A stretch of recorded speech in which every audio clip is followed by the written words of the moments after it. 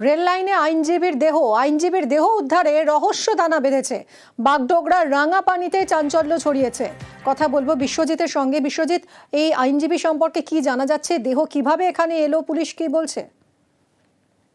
আইনজীবী প্রায়শই এই এলাকায় আসতেন এবং এই এলাকায় সম্প্রতি তিনি জমিও কিনেছিলেন এবং স্থানীয় বাসিন্দাদের সঙ্গে তার কথোপকথন আগেও হয়েছিল।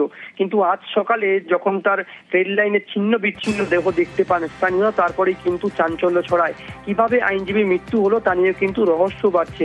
কারণ আইনজীবী তিনি রেল লাইনের পাশেই দাঁড়িয়েছিলেন বলে কিছু লোক দেখেছেন, এবং তারপরে তার এই ছিন্ন বিচ্ছিন্ন জন্য কিভাবে হলো, কেউ ধাক্কা দিয়ে মেরে ফেলেছেন না ট্রেনের ধাক্কা তার এই মৃত্যু, তা কিন্তু অবশ্যই রহস্য দানা বাঁধছে। ইতিমধ্যে ঘটনাস্থলে জিআরপির কর্মীরা, সঙ্গে ফাঁসিদেওয়া থানার পুলিশ রয়েছে, মৃতদেহ উদ্ধারের কাজ চালাচ্ছে। অন্যদিকে তিনি কিন্তু শিলিগুড়ি যে বার অ্যাসোসিয়েশন তার প্রাক্তন সহসভাপতি।